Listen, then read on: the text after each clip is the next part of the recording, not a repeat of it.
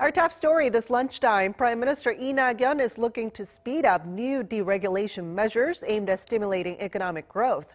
The government wants to allow certain companies to go about their business without having to worry about regulations as long as they don't threaten citizens' life or security or environment.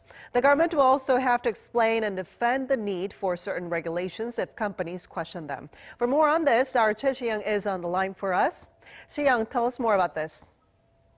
Well, Jiyoon, at a weekly cabinet meeting on Tuesday, Prime Minister Lee Nak-yon reaffirmed that the government is committed to deregulation. Two things stood out as particularly interesting.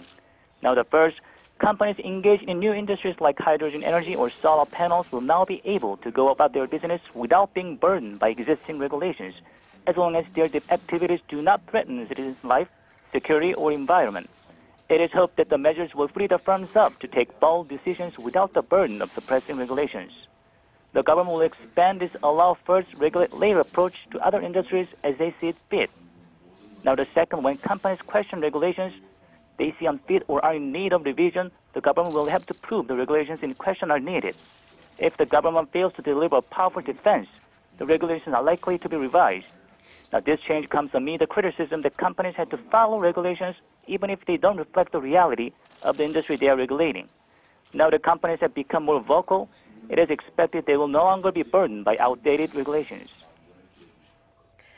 Now, other than deregulation efforts, we hear the government has also deliberated over which large-scale economic projects will be exempt from the government's preliminary economic assessment. Any updates on that? Well, yes, Jiyoon, Prime Minister Lee Nak-yon and the government ministries did discuss which large-scale economic projects need exempting from that test. The government has to review the economic validity of projects that receive over $26 million in government funding. But 17 cities and provinces have requested a government exemption to projects such as building railways, highways, airports, and hospitals.